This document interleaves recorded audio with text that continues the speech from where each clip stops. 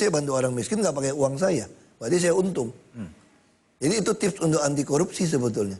Tergantung Anda pengen dapatin uang untuk siapa. Kalau saya kan untung.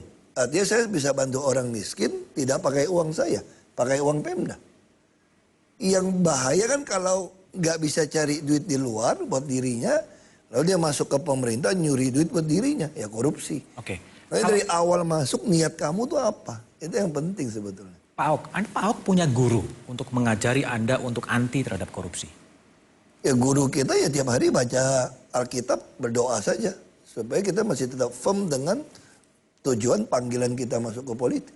Meskipun dalam berbagai media sosial juga nama Anda dikaitkan dengan isu sumber waras dan lain sebagainya sebetulnya. Ya itu kalau mau fitnah bagi saya kalau permata mau dibuang di kubangan kerbau juga tetap permata kok. Kamu mau ngapain juga saya permata ya permata. Oke. Apa yang kita pusing. Oke. Ketua KPK menyebut ya berkaitan dengan sidang IKTP ya. Sidang IKTP bahwa akan ada nama-nama besar. Nama Anda masuk nggak dalam lingkaran IKTP? Saya nggak tahu. Saya nggak tahu. Nggak tahu? Tapi namun nama-nama lain. Tapi yang pasti saya di DPR Komisi 2. Anda bisa lihat perjalanan dinas yang lebih hari saja saya balikin. Saya sudah tegaskan sama staf saya. Semua uang yang tidak dipotong pajak itu berarti uang tidak resmi. Uang yang akan dianggap gratifikasi. Saya kira semua anggota dewan tahu kok kelakuan Ahok kok justru pada ngeluh kok. Oke, tapi dalam media sosial ketika Agus Raharjo mengumumkan akan ada nama-nama besar, nama-nama Ahok juga disebut sebagai terkait dengan IKTP sebetulnya. Ya bisa aja orang mau nyebut. Orang fitnah saya kok sumber waras saja nggak ada urusan juga difitnah, reklamasi juga difitnah. Biasa aja. Kayaknya yang fitnah reklamasi yang maling siapa? Oknum anggota DPRD. Dari partai yang teriak-teriakin saya kan. Makanya saya bilang gini aja lah. Kalau namanya, kita kalau subuh ya gitu ya. Namanya sinar mentari pagi, fajar pagi. Itu nggak bisa kamu tutup, kegelapan nggak bisa nutup dia. Makanya saya selalu yakin, kalau kebenaran itu nggak bisa ditutup oleh fitnah-fitnah seperti itu. Cepat atau lambat, tinggal ngitung waktu aja kok. Satu hari orang akan tahu bahwa kamu fitnah. Oke. Nah, jadi dalam IKTP, dalam media sosial menyebut nama Anda, bagi Anda itu juga fitnah yang ya sekarang gimana saya bisa terima uang? Orang saya perjalanan dinas saja orang teman-teman yang lain udah nggak suka sama saya. Saya suka balikin duit. Reses juga dihitung semua. Mana ada anggota DPR zaman angkatan saya yang melaporkan semua uang reses. Dipakai kemana? Anda melawan arus atau memang aneh sebetulnya Ahok ini? Nggak melawan arus, aku melakukan apa yang harusnya dilakukan oleh seorang pejabat publik. Lalu terhadap rekan-rekan Anda, anggota DPR atau dan lain sebagainya, kenapa tidak diajari mengikuti hal yang seperti itu? Ya gimana mau ngajarin, udah gede kok. Ya kan dia TK marah lagi sama saya kan, susah kan, udah gede kok, semua udah pinter kok. Oke, ada pertanyaan lagi dari Twitter yang muncul. Ini Pak Ahok, ini seperti multiple choice sebetulnya. Pak Basuki, lebih menantang mana? Bapak jadi gubernur DKI Jakarta, jadi ketua KPK, jadi jaksa agung atau jadi presiden sebetulnya? Jadi presiden yang paling gitu. Tapi masa mau jadi gubernur susah. Kenapa enaknya jadi presiden? Ya presiden Indonesia kan paling berkuasa. Presiden Amerika aja kalah kuasa sama presiden Indonesia kok. Membuat undang-undang atau revisi. 560 anggota DPR itu nggak bisa apa-apa tanpa presiden setuju. Tapi presiden bisa dengan perpu bisa membuat. Penting nggak setahunnya. Yang kasih gerasi siapa? Dirjen-dirjen tanda tangan siapa? Orang mau naik jadi kolonel saja semua sudah kombes, semua presiden. Tertarik menjadi presiden karena kekuasaan, aura dari kekuasaan atau karena problem apa? Ini bukan kalau tanya menantang. Enggak, ya makanya. Kalau bagi saya nanya kembali tertariknya karena apa kalau bagi Pak Ahok? Enggak lah, saya sih nggak tertarik, udah ada Pak Jokowi enggak. Saya udah bilang sama teman-teman, waktu saya tadi dipotong kan. Gak ada politisi nggak suka sama saya. Dia bilang sama saya, kamu ngapain main politik? Bukan dagang saja. Dagang. Lalu saya bilang, kalau kalian bisa membantu saya mewujudkan keadilan sosial, berani membuktikan harta kalian dari mana, gaji dengan baik, saya berhenti jadi politisi. Saya cuma minta itu aja kok. Kalau kamu berani nih membuat pembuktian terbalik, harta semua pejabat. Ya siapa nggak bisa buktikan duitnya dari mana, nggak boleh jadi pejabat, sita buat negara. Lalu keadilan sosial buat rakyat bisa dipenuhin. Saya berhenti, ngapain gue repot jadi politisi? Masanya sekarang saya jadi orang kaya pun saya nggak bisa bantu orang miskin. Orang datang minta berobat, mau sekolah segala macam, saya nggak bisa bantu dia. Saya nggak bantu, saya kesel. Saya bantu, saya nggak punya duit. Mau lawan pejabat nggak bisa. Mending gue jadi pejabat. Kau ribut sama-sama pejabat kan kita kan. Gini Pak Ahok, Nah itu yang jadi itu masalahnya kalau gitu loh. ngomong soal keadilan sosial, kalau di mata Anda sebenarnya keadilan sosial ini seperti apa sih? Bagi sama di keadilan sosial, kenapa bukan bantuan sosial? Kalau tadi orang datang ke komplek Kompas ini, digebukin, dirampok, ada satpam, lihat, ditolongin. Itu namanya bantuan sosial. Kalau keadilan Nasib sosial? baik ada satpam lu ketolong. Kalau keadilan sosial, siapapun datang ke sini, nggak ada yang gebukin, nggak ada yang rampok. Arti itu keadilan. Nah hari ini yang kita ciptakan di BPJS kan, kesehatan.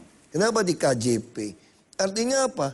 Kamu mau kafir-kafirin saya pun, kamu tidak suka dengan saya pun, kamu tetap dapat hak berobat gratis kok di rumah sakit selama saya gubernur. Anakmu tetap dapat bantuan 18 juta kalau bisa masuk perguruan tinggi negeri. Kuliah KJP dapat. Kalau rumah susun jadi Anda dapat. Anda mau orang Tangerang nggak bisa pilih saya pun. Mau Depok, Bekasi. Ke Jakarta naik bus cuma bayar 3,5. Orang yang nggak suka sama saya juga 3,5. Yang lansia nggak usah bayar. PBB, kamu mau kafirin saya tetap bebas 1 miliar. BPHTB 2 miliar bebas. Nah itu keadilan. Itu yang kita perjuangkan. Kita nggak kenal minoritas mayoritas. Itu nggak usah sok kayak saya paling patriot segala macam gitu loh. Kalau mau patriot tuh nggak usah korupsi, gue bilang. Buktiin harta lu dari mana, baru lu patriot. Jangan-jangan kalau udah ribut negara ini kabur duluan, udah kaya di luar negeri. Tapi banyak Ya juga, kan, keki juga saya gitu ngomong gitu. Pak Ahok, tapi banyak kritik juga. Pak Ahok bicara soal keadilan sosial, tapi banyak juga rumor atau fitnah yang berkembang mengatakan bahwa Anda lebih berpihak kepada kelompok-kelompok pengembang sebetulnya. Makanya, sekarang saya tanya kelompok pengembang. Yang nikmatin KJP, nikmatin naik bus itu pengembang atau siapa? Anda tahu nggak? Tahu tidak? Pengembang itu saya kenakan berapa persen? Dulu nggak ada 15% dari NJOP penjualan. Terus kamu naik gedung KLB. Dulu pengembang mungkin nyogok pejabat di DKI 10-20 miliar bisa naikin gedung seenaknya. Sekarang kamu masih bayar loh berapa ratus miliar. Itu dapat berapa duit? 3,8 triliun. Semanggi bangun 300 miliar duit mana? Duit pengembang. Nah sekarang kalau Anda jadi pengembang, misalnya gitu ya. Dulu Anda kalau mau dapat izin nyogok 20 miliar selesai. Sekarang saya kenain 700 miliar. Anda lebih suka saya apa suka yang dulu? Kok saya difitnah? Lindungin pengembang, gue bingung. Pengembang gue palakin 700 miliar, gimana rumusnya orang dipalakin 700 miliar, dibilang bersekutu dengan dia. Sementara yang dulu nggak pernah minta duit sesen pun, tapi bisa dapat izin, kita nggak tahu nih. Kok nggak dibilang bersekutu dengan pengembang? Terus sekarang saya tanya, ada nggak taman yang saya beli, yang saya gusur, jadi mall, jadi apartemen? Nggak ada. Itu jadi RPTRA, ruang publik terpadu ramah anak 188 lokasi. Ini tahun ini kita mau bangun 200 lokasi. Kali jodoh, saya gusur. Kalau zaman dulu digusur, jangan-jangan jadi mall, hotel. Ini jadi apa? Taman publik. Taman publik. Yang nikmatin siapa? Orang kaya, pengembang. Pengembang gue palakin tuh suruh bikin tuh 30 miliar habis itu. Nah tapi di plat di Kalijodo masih ada Sinarmas dan lain sebagainya. Itu sebenarnya konteksnya seperti apa? Kompas TV mau taruh juga boleh asal keluar 30 miliar bangunin. Bagian dari itu. Saya tanya gitu loh. Kita bilang kamu bangunin ya. Waktu itu kita hitung pakai dana Pemda tuh 40-50 miliar. Ya dia swasta bikin lebih murah. Habis 25 miliar. Anda mau nggak pasang satu merek doang keluar 20 miliar? Ikan setahun paling 25 juta. Tapi kalau 25 juta ya, dikali 1000 tahun, itu baru 25 miliar loh. 1000 tahun tuh pasang iklan itu. Dari mana logikanya itu? Ya namanya juga gini lah. Saya bilang orang tuh paling demen fitnah saya. Tapi aku juga demen di fitnah. Karena makin di fitnah itu makin tunjukkan saya benar. Satu hari sejarah akan buktikan saya benar kok. Kamu fitnah ya terus. Justru kamu makin fitnah saya, makin untung saya. Supaya orang pengen cari tahu juga. Nah satu hari kan akan tahu. Oh ternyata itu nggak benar. Bilang Kalijodo dijual ke Sinarmas. Aku ketawa-ketawa aja. Makanya itu fitnah tuh. Yang sayangnya apa tuh nggak? Kadang-kadang saya juga ketawa juga. Kalau fitnahnya orang bodoh gitu ya. Saya masih maklum. Ini pinter kok masih bodoh begitu fitnahnya. Cari yang lebih bagus gitu fitnahnya. Gitu. kurang canggih ya? Iya cari yang bagusan dikit. Gue ajarin lah caranya lebih bagus dikit. Oke. Seandainya Anda terpilih lagi sebagai gubernur, apakah langkah-langkah quote-unquote penggusuran, normalisasi atau apapun, atau akan dikerjakan juga? Ya kalau rusunnya siap harus dikerjakan. Karena normalisasi sungai sekarang baru mencapai 40%. 40% saja orang Jakarta sudah merasakan kalau sudah banjir, itu begitu hujan berhenti langsung surut. Nah artinya kita mesti bereskan 60%. Tapi 60% kan mesti siapkan rusun. Nah saya sudah siapkan rusun yang 36, yang ada 2 kamar. Nah saya juga instruksikan juga kalau sampai pindahkan ke rusun, tolong yang sekampung tetangga itu diizinkan 1 lantai. Supaya kalau waktu masak cabenya habis atau bawang putih habis, minyak goreng habis boleh minjem tetangga. Atau kalau dia mau pergi anaknya bisa titip tetangga. Sehingga dia merasa masih sekampung. Nah, terus yang kedua, yang dagang saya bilang, kalau di rusun kan ada jalan raya.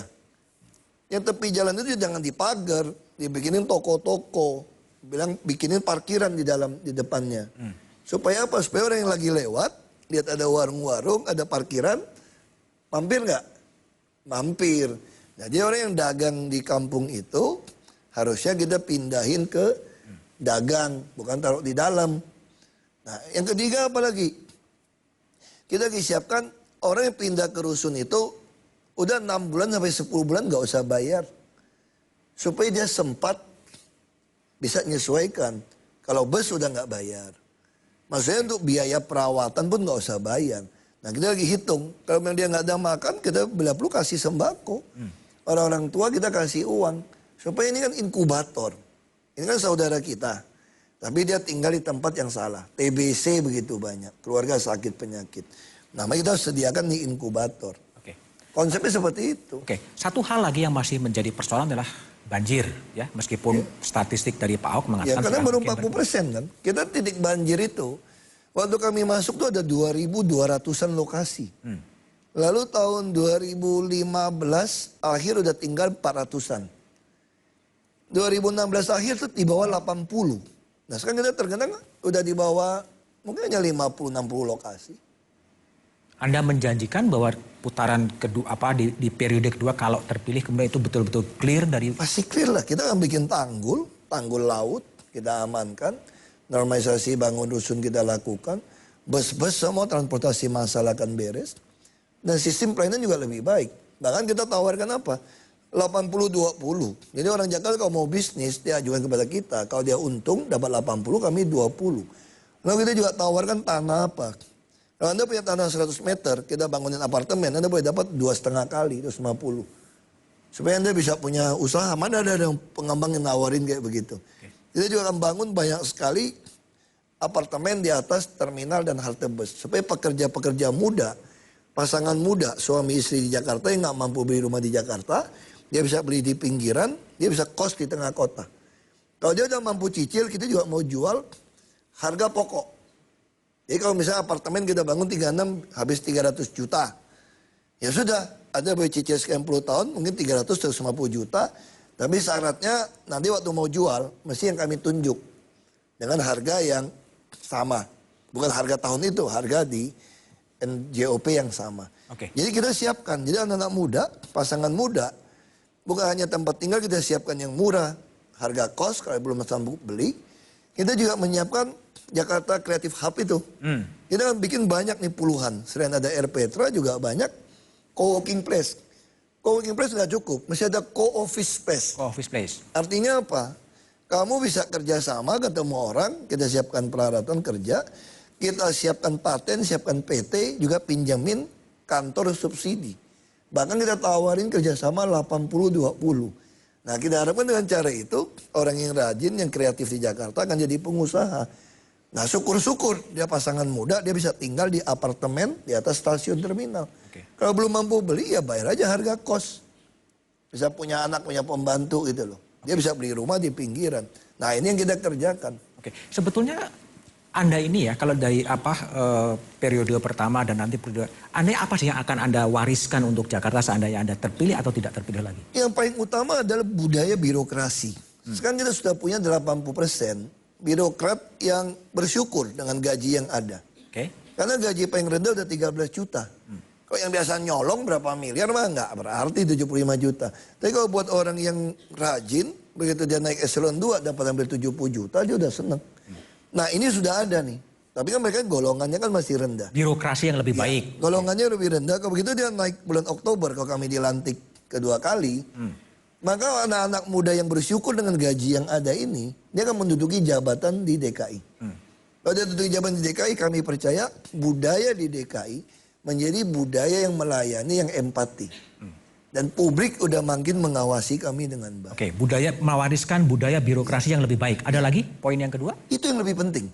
Jadi penataan birokrasi Iya, yang penting. kalau namanya transport, macet, pelayanan izin, kesehatan, pendidikan, otomatis akan jalan. Yang dibutuhkan itu adalah pejabat yang mau melayani. Nah, kami minta dipilih ke mereka supaya kepalanya lurus, bawahnya nggak berani nggak lurus nih. Kalau budaya kami sudah empati. Sekarang saya mulai latih. Ya pagi itu terima warga itu PNS yang muda ikut saya.